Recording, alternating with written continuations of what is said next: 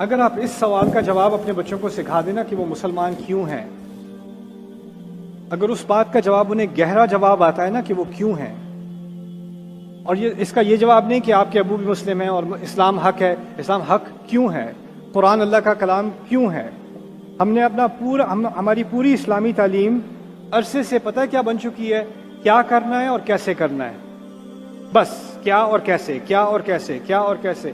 نماز کیا ہوتی ہے، کیسے پڑھی جاتی ہے، حج کیا ہوتا ہے، کیسے پڑھا جاتا ہے، روزہ کیا ہوتا ہے، کیسے پڑھا جاتا ہے، واٹ اینڈ ہاؤ۔ لیکن جو چیز اگلی جنریشن تک اسلام پہنچائے گی نا، اب ہمارے پاس کوئی چارہ نہیں ہے۔ کیا اور کیسے سے کام چل رہا تھا، اب نہیں چلے گا، اب میں آپ کو بتا رہا ہوں نہیں چلے گا۔ جو بچے اب اس جنریشن میں بڑھ رہے ہیں نا، ان کے ذہن میں کیا اور کیسے کی اتنی فکر نہیں ہے، ان کے اصل ذہن میں سوال کیا ہے، کیوں؟ نماز پڑھو، کیوں پڑھوں؟ قرآن پڑھو، کیوں پڑھوں؟ کیا فائدہ اس کا، کیوں پڑھنا چاہیے مجھے؟ اگر وہ بدتمیزی سے پوچھے گا بھی نہیں نا، اس کے ذہن میں یہ سوال ہوگا۔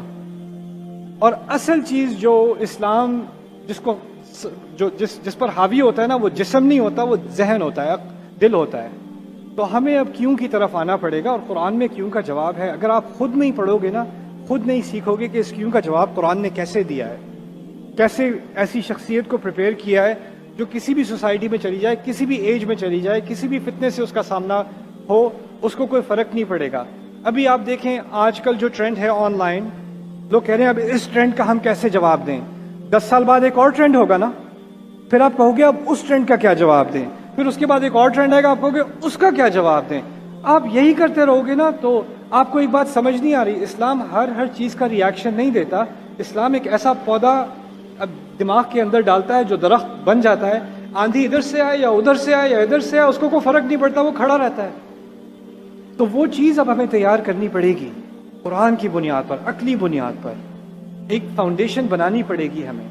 ہم بچے مجھے آ کے کہتے ہیں، ینگ لوگ آ کے کہتے ہیں میں قرآن پڑھ رہا ہوں۔ کیا مطلب ہے قرآن پڑھ رہا ہوں؟ حفظ کر رہا ہوں۔ حفظ قرآن تھوڑی ہے، وہ تو آپ یاد کرنا سیکھ رہے ہو۔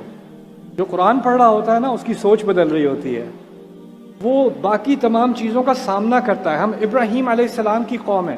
ابراہیم علیہ السلام کی قوم ہمیں اس لیے کہا جاتا ہے کہ وہ اپنی سوسائٹی میں گئے، جو لوگ فالو کر رہے تھے وہ کہتے ہیں یہ تم کیوں کر رہے ہو، یہ تم کیوں کر رہے ہو، یہ کیسے کر رہے ہو۔ وہ سوال پوچھا کرتے تھے، انویسٹیگیٹ کیا کرتے تھے۔ اب ہمیں سوال پوچھنے سے منع کر دیا گیا ہے۔ بچہ اگر اسکول میں سوال پوچھتا ہے تو کہتے ہیں جو لکھا ہے وہ پڑھو۔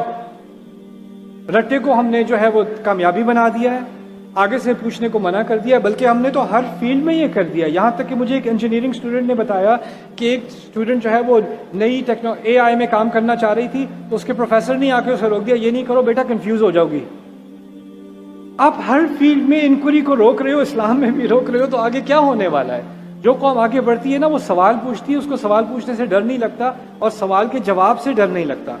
ہمارے دین میں اتنی قوت ہے، ہمارے قرآن میں اتنی پاور ہے کہ وہ ہر سوال کا جواب دے سکتا ہے، اس سے ڈرنے کی ضرورت نہیں ہے۔ اگر آپ یہ نہیں کرو گے نا تو آپ کو ہمیشہ ماحول کا ڈر لگتا رہے گا، سوسائٹی بدل رہی ہے، اب کیا کریں، اب ان کو اسکول میں ڈالیں گے تو برا ماحول آ جائے گا، اب میرے بچہ جو ہے وہ لندن جا رہا ہے تعلیم کے لیے، وہاں دوسرا ماحول ہے، اب کیا کروں میں، وہاں پہ کیا کروں۔ دیکھیں جو فتنے وہاں ہیں نا وہی فتنے یہاں ہیں، کوئی فرق نہیں ہے، بس یہاں بچے چھپانے میں زیادہ ماہر ہو گئے ہیں، بس اتنی سی بات ہے، ورنہ کوئی فرق نہیں ہے۔ میں نے دنیا دیکھی ہے، ہر جگہ ایک ہی ڈرامہ چل رہا ہے، ایک ہی سین ہے ہر جگہ۔ تو یہ سوچنا نا کہ کسی طرح آپ اپنے بچوں کو جو ہے وہ حفاظت کر رہے ہو، ان کے ایمان کی حفاظت کر رہے ہو۔ ایمان کی حفاظت صرف یہ عقل کر سکتی ہے، والدین نہیں کر سکتے۔